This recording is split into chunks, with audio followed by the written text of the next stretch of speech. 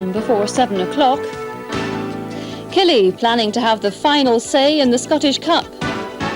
And injury worries for both sides in the Cup semi-final replay.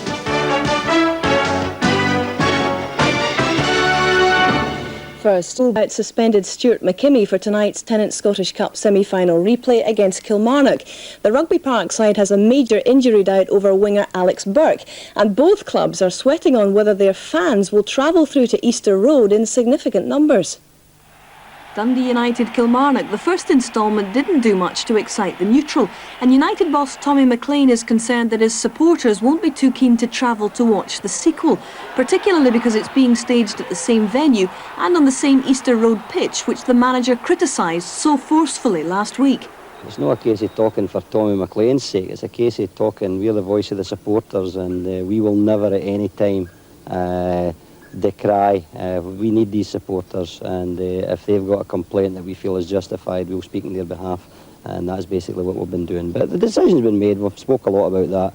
There's no good slaughtering it. It's a case of that there's a semi-final, there's a possibility of a final place to be earned. That's our objective. Tickets haven't been going like hotcakes either at Rugby Park, and Killie boss Bobby Williamson would rather it had all been played to a finish last week. Yeah, I think it makes sense to just play the game off that night. As I said, a lot of people go through, they save up a few bob to actually make a game, and then they come back, they're a bit disappointed that they've not got an outcome. So I think it makes a lot of sense just to finish it in the one night, whether it goes to extra time and penalties. Penalties I've not got any objections about, because they're all part and parcel of the game. There's a bit of skill involved and a bit of bottle really, so I think it should just go all the way.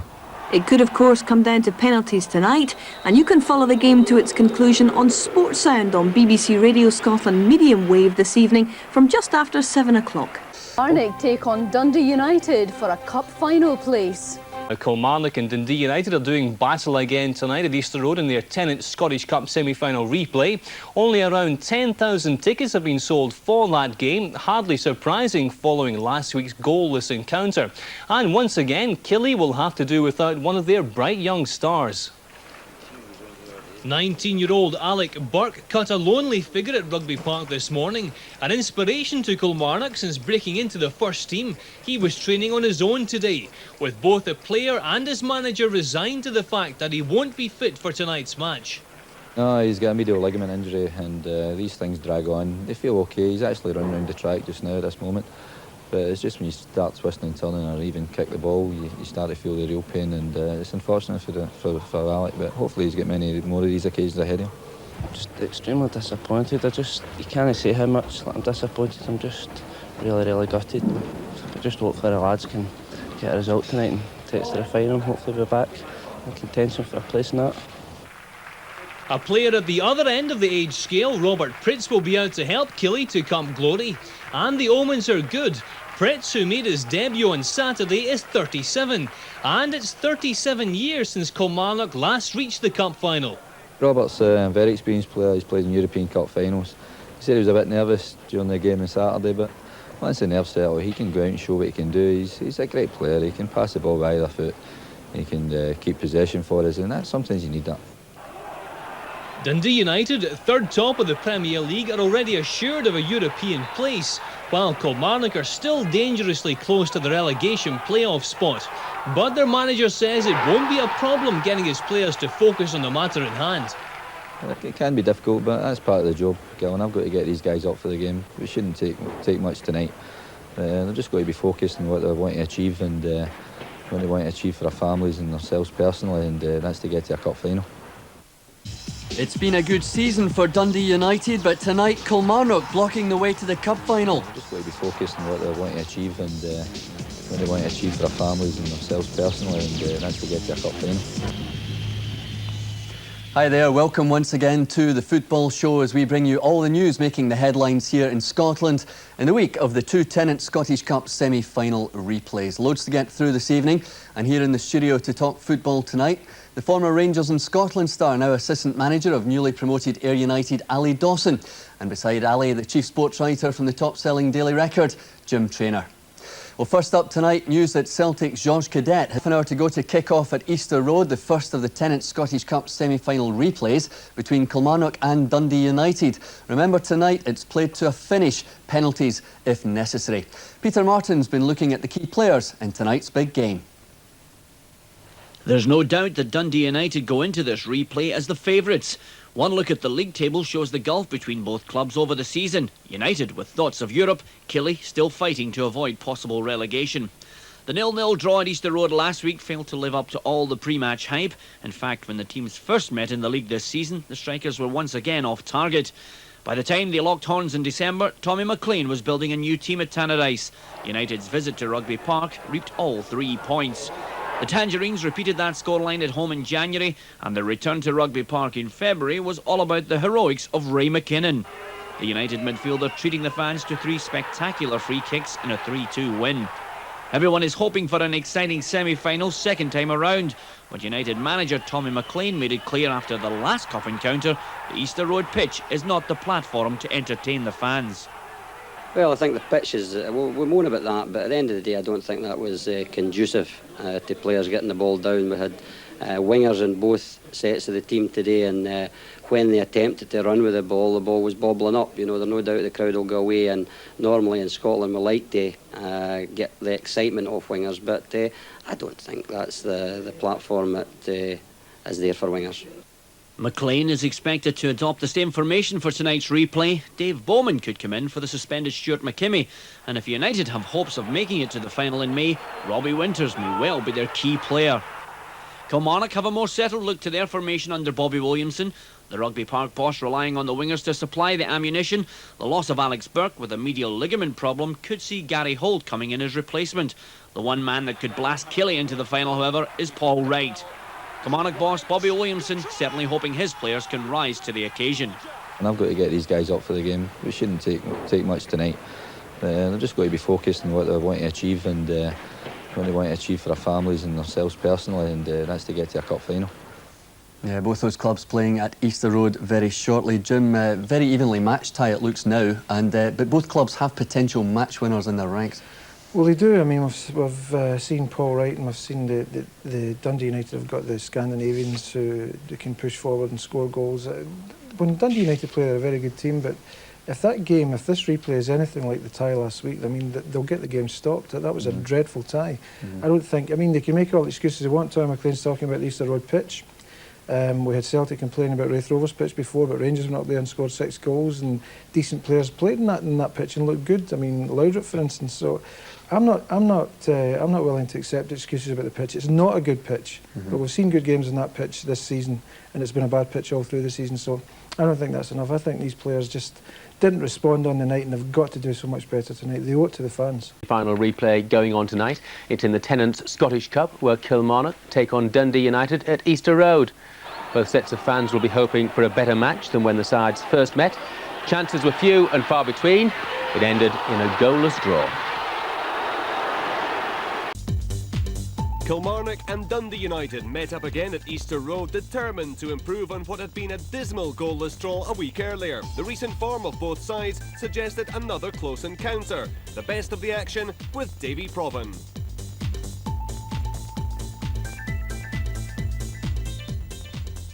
It was United who took the early initiative in this replay. Mark Perry came close early on with the back post header. It was Ray McKinnon's deep cross that picked the defender out, although Lekovic did appear to have it covered. Most of the action though came after the break. Paul Wright set this chance up for striking partner Jim McIntyre. And it was Kilmarnock who continued to press, Kevin McGowne heading Mark Reilly's corner just wide. A close call this for United, as outsiders Kilmarnock warmed to their task.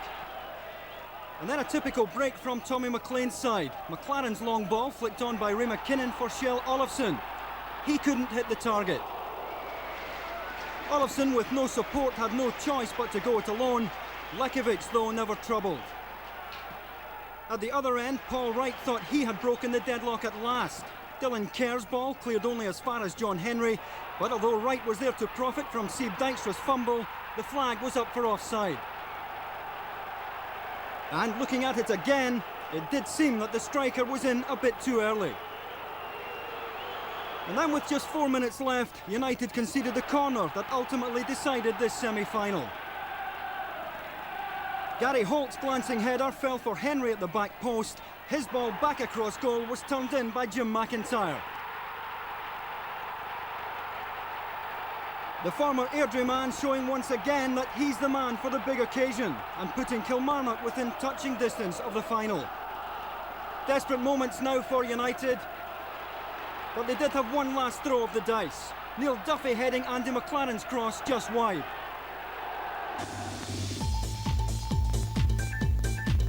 Andrea, the hangovers should just about be wearing off in the Kilmarnock area following last night's match in Edinburgh. Killie's 1-0 victory over Dundee United in their semi-final replay, taking them to their first Scottish Cup final since 1960.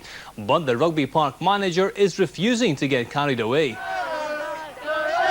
9:30 last night in Edinburgh, and the jubilant Kilmarnock fans leave Easter Road ready to celebrate their first appearance in a Scottish Cup final for 37 years.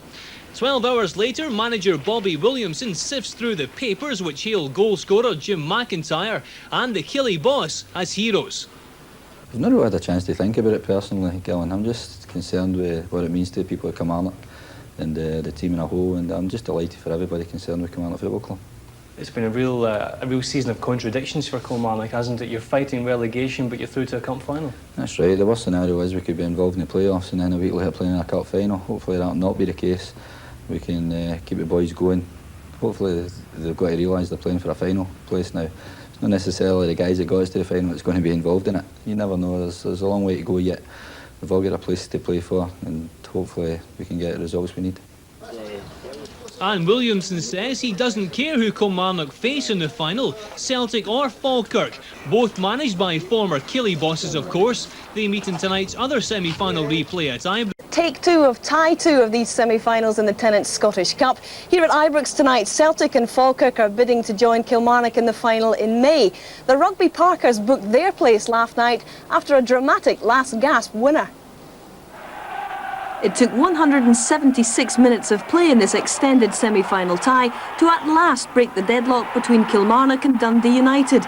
Jim McIntyre's strike 4 minutes from time was enough to put Killie through to their first final in 37 years, a fact which their boss hopes will also inspire an end-of-season league flourish. Well, I felt the cup was a bonus, obviously, and it's helped us tremendously over the past month because we're starting to show consistency in the league as well, Hazel.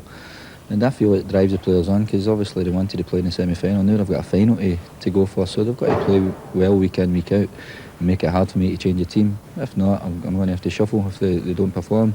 And the lads know that, and I'm sure they'll be wanting to play in this final, so they'll be playing for their jerseys. Today in Kilmarnock Town Centre, the team's achievement was beginning to sink in. Great result. Magic for the town as well. Lift the spirits of the folk. You'll find that the town will just go mad. You'll see all the windows decorated, stuff like that, and probably on the actual day of the final it'll be totally deserted. Everybody will be there. Do you have a preference, Bobby? Not really. I know Tommy Burns quite well. I worked under him, and Alex a personal friend of mine, so it'd be hard to say who I'd really wanted to get through because I know both of them need to get there for their own rights, and just made the best team win on the night. May the best team win indeed. With me now, the men of the moment. First of all, Alec Totten, how much does Bobby's achievement with Kilmarnock, your good friend, how much hope does that give you for tonight?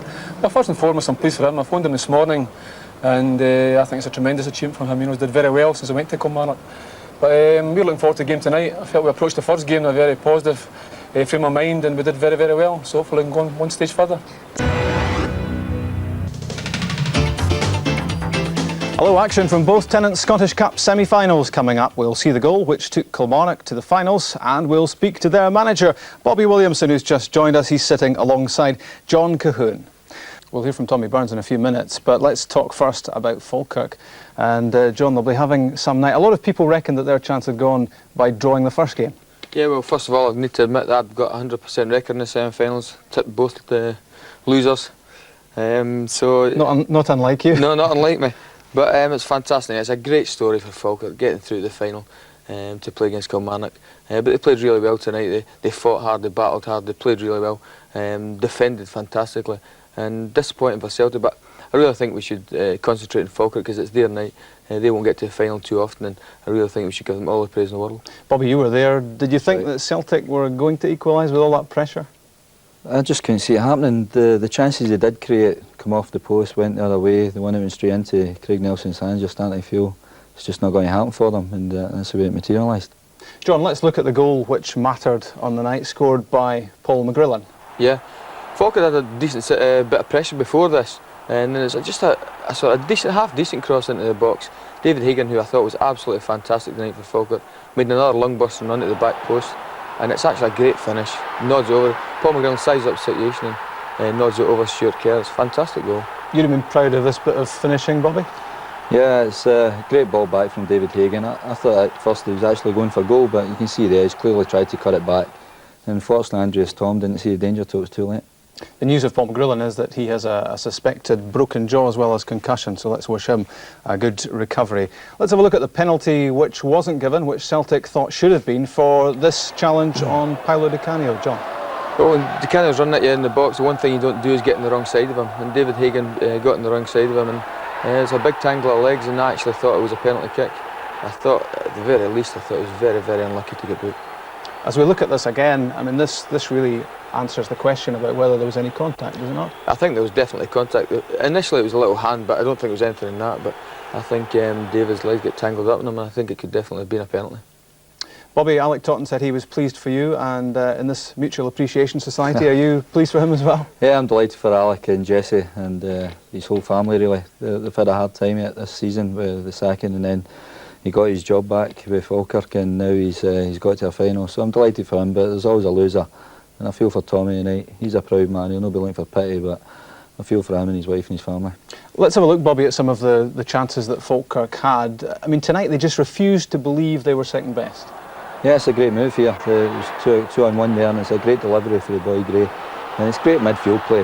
The boy McKenzie just backed up, and he struck it well. And unfortunately for him, it's come off the outside of the post. And this was another effort from Kevin McAllister, John. Yeah, it's good to see Kevin doing really well.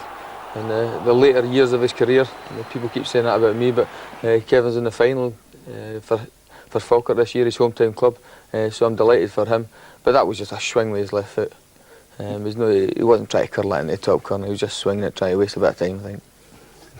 Did Celtic go about things the right way, do you think? Did they play it the right way in their search for an equaliser? Well, I thought they started the game really well, Celtic, but it's difficult when people are as organised and as hard working as professional as Falkirk were tonight, and Craig Nelson over the two games has played really well. I think this will be his best spell since he left Hearts, probably since he left Thistle.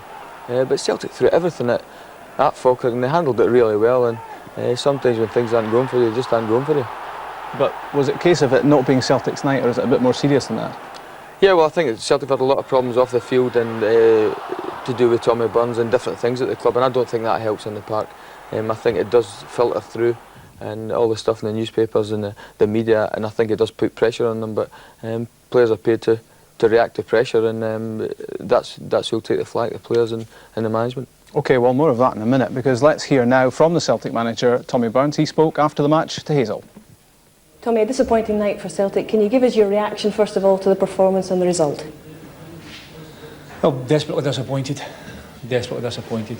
I think one of the biggest fears I had as a player, Hazel, was that I never wanted to be remembered as a Celtic player that was involved in a Berwick or whatever. And I think tonight we came possibly very close to that. So it makes it, as a manager, all the more difficult to take. What was most disappointing about the performance from your perspective? The lack of leadership. And that is a vital quality in any winning team. Unfortunately, we don't have enough of them. When you went into the dressing room at half-time, clearly 1 down, did you feel in your heart of hearts that it was in the team's mind to come back? Did you feel they were capable of doing that in the second half? Yeah, I always felt capable that they could turn it over. I mean, I think there were a couple of bad bounces in the penalty box that went, one over the bar, one that hit the post and went past, and the goalkeepers did a couple of good saves. Overall, I think we've got to look at the fact that we're Celtic and we're coming to play Falkirk. And 9 times out of 10, possibly 10 times out of 10, we should always beat them, provided that we're motivated to do that. Effectively, your season is over now, Tommy. What is the future for you and for the club? Well, we'll see. we'll see him. I don't think we'll do anything hastily. We'll sit down and discuss things with the board, obviously with my family, and wait to see exactly what the future holds. Clearly Mr McCann was about to reassess things at the end of the season. Do you think this will perhaps precipitate moves in his mind? Well, possibly.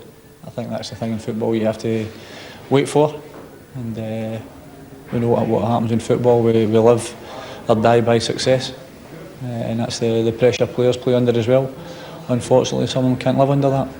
Would you like to stay at the club that you've always supported and played for as a player and now managed? Well, I don't really think I need to answer that, Hazel. I mean, I think people know what my feelings for Celtic are, and they'll know how deeply hurt and how embarrassed I feel tonight. I think a lot of people, John, will feel sympathy for Tommy Burns tonight. What do you think is the immediate future for him now? Well, I think the whole situation has been handled very badly. I think it could have been left till the end of the season and then discussed then when everything was settled over the season.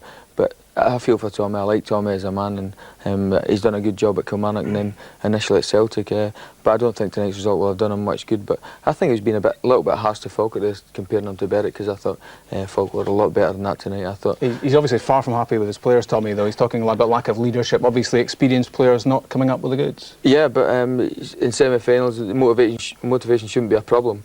But to get through the Scottish Cup final for Celtic players should be enough motivation. Bobby, you know Tommy well, from his time at Celtic, from his time at Kilmarnock, I should say. He's obviously under huge pressure at the moment. Yeah, he is. He wears his heart on his sleeve, Tommy. He's very passionate about Celtic. He lives and breathes Celtic Football Club. And I just hope that everybody connected with Celtic has a look at the bigger picture, what he's trying to achieve there. He's done remarkably well over the last 3 years.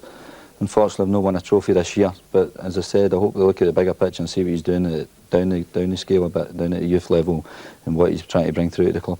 OK, thanks for that. More to come on that one in the next couple of weeks, I'm sure. Now let's see how last night's semi-final replay was sorted out. Take 2 of Kilmarnock against Dundee United at Easter Road. Here's how that one went. Everyone hoped Kilmarnock-Dundee United, the replay, would be better second time around. That included the players and both sets of supporters. It was the Tannadice team who made the first serious attacking moves. Jamie Dolan and Ray McKinnon set up a chance for Mark Perry, and his header had Drago Lekovic on his toes. Next, Kjell Olofsson wound up for the long throw. It was flicked on at the near post, and Neil Duffy's effort was blocked just a yard off the line. Tommy McLean was the happier manager in the first half. After the interval, Kilmarnock began to threaten a bit more. A great link-up between Jim McIntyre and Paul Wright, and McIntyre's effort touched over by Sieb Dijkstra. From the corner, Kevin McGowan's header went narrowly wide. The Killie pressure more to the liking of Bobby Williamson. But United's pace in attack is always a factor. McKinnon's head flick gave Olofsson a run in on goal, but his shot was off target. Then Kilmarnock had the ball in the United net. Dylan Kerr drove it in. There was a miscue off Stephen Presley's head. John Henry's shot was fumbled by Dijkstra, and Wright snapped up the rebound, but the celebrations were a bit premature. Wright was ruled to be in an offside position when Henry shot at goal. United came to life, although this attack seemed to be going nowhere until Lekovic had a rush of blood. His attempted clearance could have ricocheted anywhere. With extra time looking a possibility, play raged down towards the other end, and Dijkstra was forced into another save. This marathon semi-final still goalless. And Tommy McLean feeling the pressure. Kilmarnock kept the heat on, and United conceded a corner with just 4 minutes remaining. David Bagan took the kick. Gary Holt flicked it on. Henry hammered in a shot, and McIntyre put the ball in the net. After nearly 180 minutes of cup football, the Rugby Park side had broken the deadlock. Could they hold out? Dundee United gave it one last go for the equaliser. Andy McLaren with the cross ball. Neil Duffy's flying header. It flew past, and that was it. Kilmarnock through to their first Scottish Cup final for 37 years, although the match winner played for Airdrie in the final 2 years ago. I've been telling them it's a tremendous feeling to get to a final. Only played 10 minutes the last time, so hopefully I can go a bit further this time and play a bigger part. But we're really looking forward to it. So there's how it is for the Tennent Scottish Cup final. On the 24th of May it's Kilmarnock against Falkirk, and as ever you'll see the full match live on the 24th of May, BBC Scotland on 1. Bobby, how does that look, seeing Kilmarnock's name in the final? It's great. Beyond your wildest dreams thing, Rob. It was a tremendous night for Kilmarnock Football Club, and I'm delighted for the supporters and especially delighted for the players. Must be like a bit of a fairy tale for you so early in your managerial career. Well, that's the only way is down now, I feel. No, to be honest, it's great. It's great. I'm delighted for everybody connected with the club, the people that are about the place week in, week out, and the supporters dropping in every other day just to watch the training. I'm delighted for these people as well. What do you feel, John, about Kilmarnock? Well, they've done fantastically well, and it ensures that Ibrox will be full of blue and white, so there'll be no change there on the 24th of May. But it's fantastic for the two clubs, and it's great to see the smaller clubs get into the final, and one of them will win it this year, and it's fantastic. And Bobby, you'll not be happy being installed as favourites now, as I'm sure you will be. Well, I don't know. That'll be up to the bookies actually, who are the favourites, but I feel Falkirk have probably had the hardest route to the final. They've beat some decent Premier League teams, and they've probably, as I said, maybe gone as favourites. Try and put a pressure on there. How's it going to go, John? Kilmarnock against Falkirk? Well, my tipping record, I'm not sure Bobby told me to tip Falkirk. But if you tell us, then we'll know it's the other one. Yeah, no, it's the other one. So I think it'll be a very tight game. I hope it'll be an open game. The last final we saw was a family final without the old firm, was Dundee United Motherwell, and I hope it's half as good a game as that. Yeah. Because that's all we can hope for now. OK, thanks to the two of you. Before we go, let's have a look at...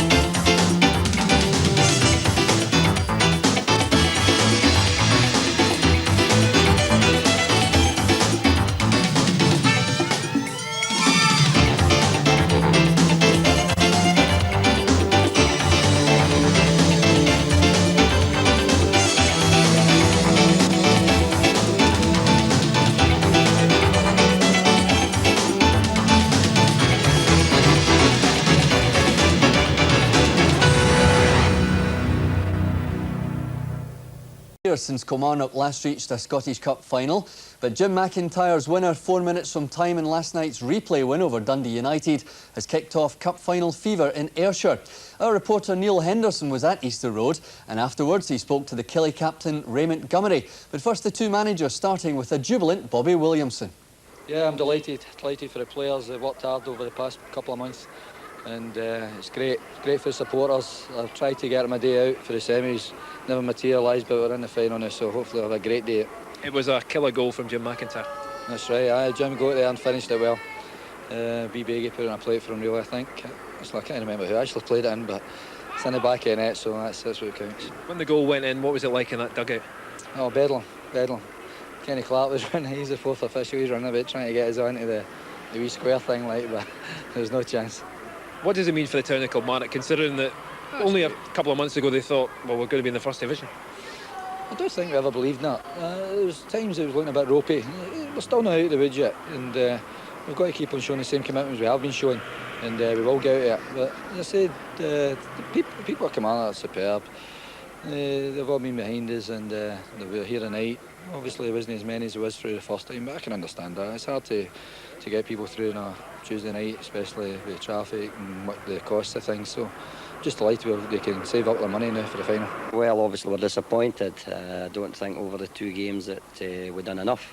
It was finally balanced. It could have went either way, but we're disappointed, obviously, to lose it in the manner we lost it. You know, from a set piece that we felt we could have covered. But it was that type of game. I think one goal looked as if it was going to win the match. It was a killer sucker punch goal. Well, it was, you know, and coming at the stage of the game, you know, I think really we started better in the first half, but second half lost our way and became a wee bit too predictable, and obviously got punished at the end. But it could just as well went for us, you know, with the Perry header in the first half and then the possible penalty kick situation. But it's one of these nights that wasn't to be, and good luck to Kilmarnock. I'm just after finding out the now there. It was Jim McIntyre that scored, but I'm delighted. Yeah, it was a sucker punch. It was a really good time to score with a couple of minutes left in the 12th, and I always felt whoever was the first team to score were going to win the tie. How long does it take for a player, when you get back into the dressing room, for it to sink in you're actually in a national final? Well, to be honest with you, it's not sunk into me yet, and maybe in the next few days it'll start to sink into me. You've still got to end the season with survival. That's the main priority now, and this will really spur the boys on. That's right, we've got an important game coming up against Dunfermline in a fortnight's time, and we've just got to get into that, take something out of that and secure our status in the Premier Division, and then the cup final on the 24th of May, but that'll take care of itself when it comes around. Yeah, well done to Ray Montgomery and all the boys down at Kilmarnock. Derek, a great achievement for Bobby Williamson, principally, so soon into the job. Well, it's great. I mean, you'd 7 games undefeated going into that game last night, having beaten both the old firm sides.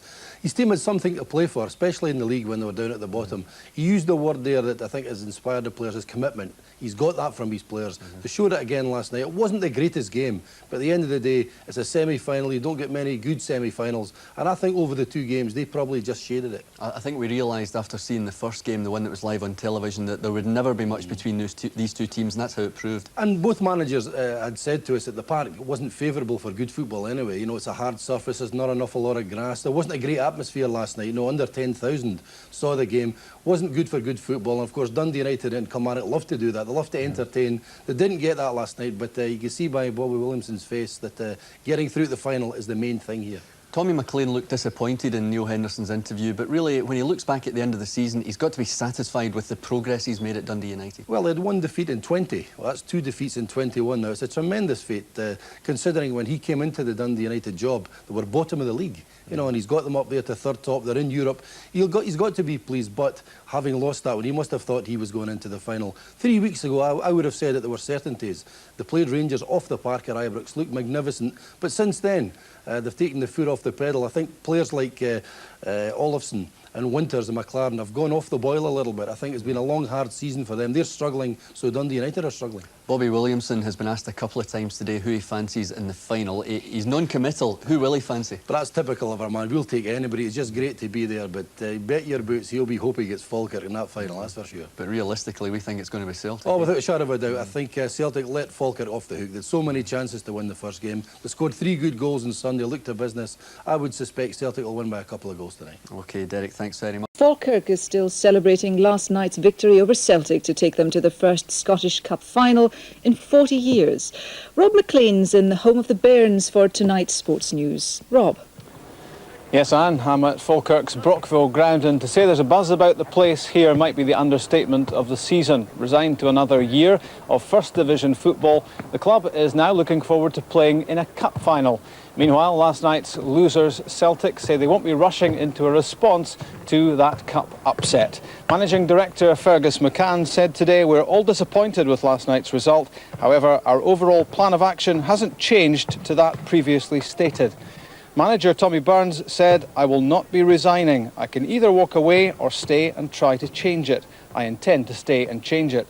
I would be the first to admit I've made mistakes in the first 3 years I've been here, but I also feel I've learned an enormous amount in that time, and I intend to use that experience to the full in the future. There is no agonising for last night's winners. The only problem for Falkirk will be dealing with the huge ticket demand for the final against Kilmarnock at Ibrox in a month's time. Falkirk Football Club, good afternoon. Sorry to have kept you. We're hoping to have them on sale roughly about the 6th of May. Falkirk hope to have 22,000 cup final tickets to sell, roughly half the capacity of Ibrox. More than 100,000 were inside Hampden the last time the Brockville side made the final. That was in 1957. Act 2 of the Great Cup Battle. Kilmarnock in hooped shirts meet Falkirk in the final replay at Hampden Park. It's a very similar run that we've had in the Cup to what we had 40 years ago when we last appeared in the final and won it. At that time it was against Kilmarnock too. We beat Berwick Rangers away 2-1. We beat Wraith Rovers as well on the road, and we've done that this year 2-0. And we beat Kilmarnock in the final. The only difference this year, we'll beat them in the first game rather than going to a replay. In the local paper today, the cup upset is front page news. And on the streets of Falkirk, everyone's talking about an amazing achievement. Oh, it was great. It reminds me, I was at the last cup final. In 1957? 1957, Magic. Absolutely. It's a pleasure to listen to that game last night on the radio, really.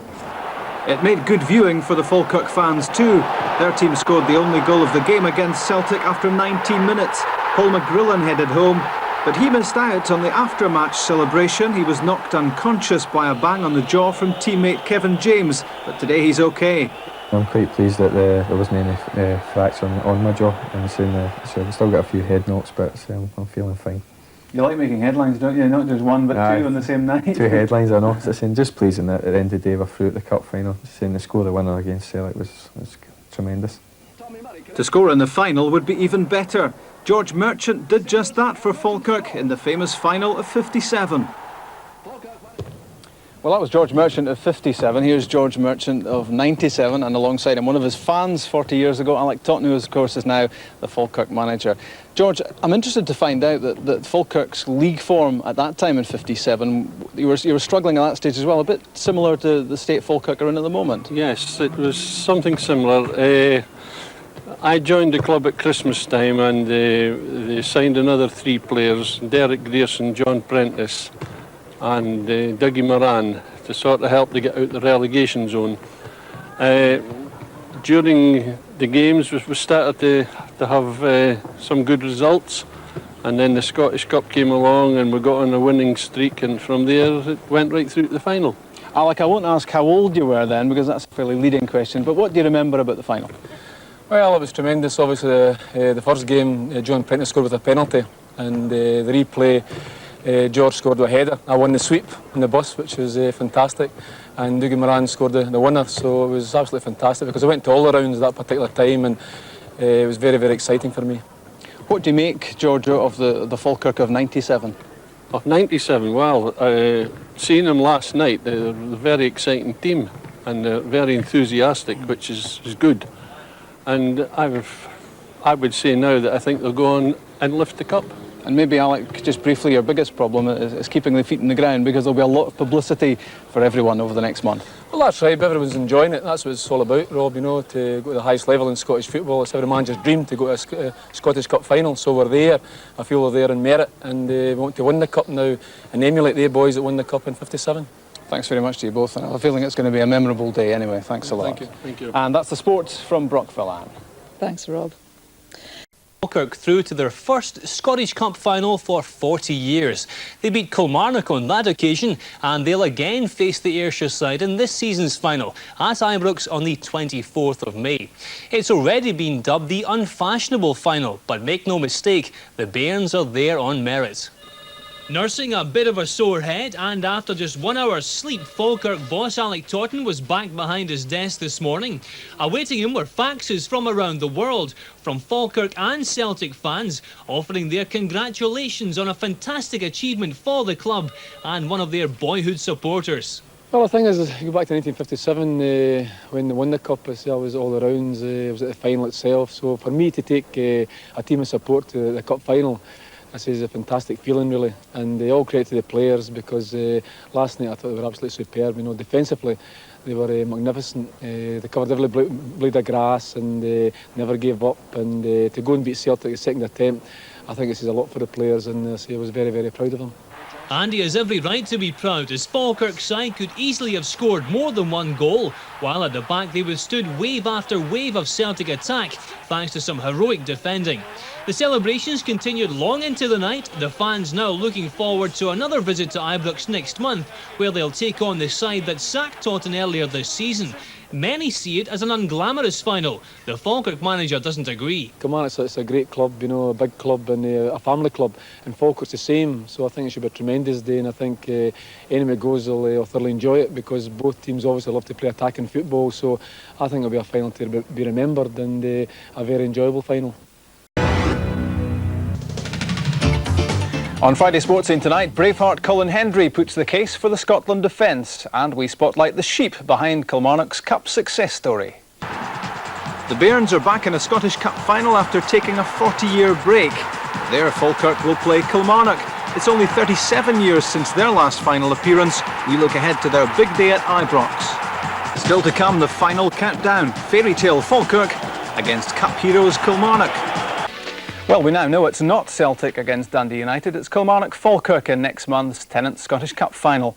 We can reveal tonight that unlike the final of 40 years ago between these two, Killie won't have a sheep as their secret weapon. And on a more serious note, Falkirk hope they can follow more Cup glory by starting work on a new stadium within the next 4 months.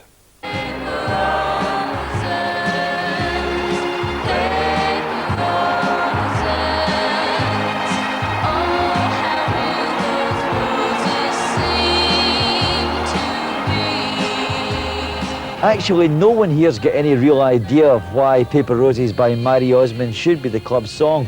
But given the week Kilmarnock have had, no one's really caring. Everything's blooming lovely anyway.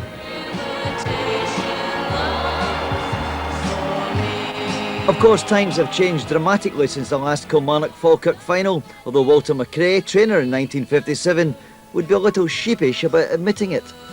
We'd had, before the war, Ruby as a mascot. And when we entered this cup run in 1957, a local farmer decided, aye, we'll go back to the old days, the pre-war days, when Ruby brought us a lot of good luck. So we got a sheep, you know, called Angus. And Angus had he died of a stomach trouble because he had a penchant for old corrugated iron, tip cigarettes, empty crisp packets and so on. But my part in feeding him was to give him a tip cigarette in exchange for a paw. In fact, there's a photograph down in one of the next rooms of him accepting a tip cigarette and me giving me a paw. Mind you, he was a blooming nuisance at times, because he used to get into my treatment cupboard and get in among the bandages and so on. So as I say, he died of a stomach upset. He's buried up in the training pitch up there at the top.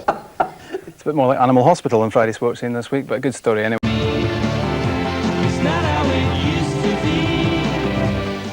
These were the scenes at 9:30 on Tuesday night as jubilant Kilmarnock fans celebrated their side's 1-0 win against Dundee United at Easter Road. Their first Scottish Cup final since 1960, and Killie manager Bobby Williamson is playing down the enormity of his team's success.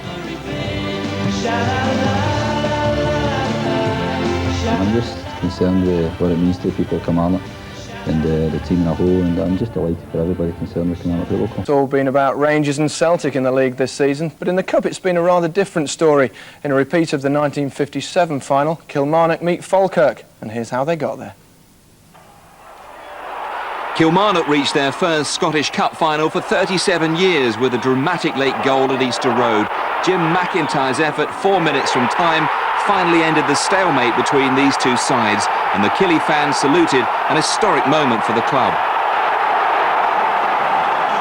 There was even greater replay drama at Ibrox, where First Division Falkirk caused the upset of the season to beat favourites Celtic. Here's space now on the right-hand side for Falkirk. McGowne supporting in the back. Delivery is good. There's Hagen. Now McGowne. He scored! Falkirk take the lead.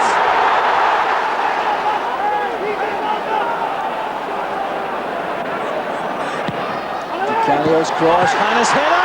And again a chance. Spun at the post by Donnelly.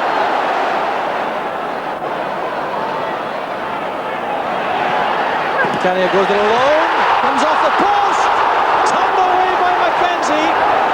Hannah can't believe that. It's all over. Falkirk are in the cup final. Who would have believed that Alec Totten has led Falkirk to the cup final? It'll be Falkirk against Kilmarnock. I've been 17 years as a manager, and a few ups and downs, as I say, in football is always the way of it, but this has got to be the highlight without a doubt. Taking my hometown team to a cup final, I mean, I just joined them in December, and that was absolutely magnificent. I'm really, really pleased for the players, because they ran their socks off and gave everything they had. That's all you can ask of players, you know, give 100% physical effort, 100% mental effort. They did that tonight, and I'm very, very proud of them. Well, anyone who saw Hazel Irvin's piece on Focus a couple of weeks ago would not be surprised to see Falkirk and Kilmarnock meet again 40 years on. Now, another important week of World Cup football.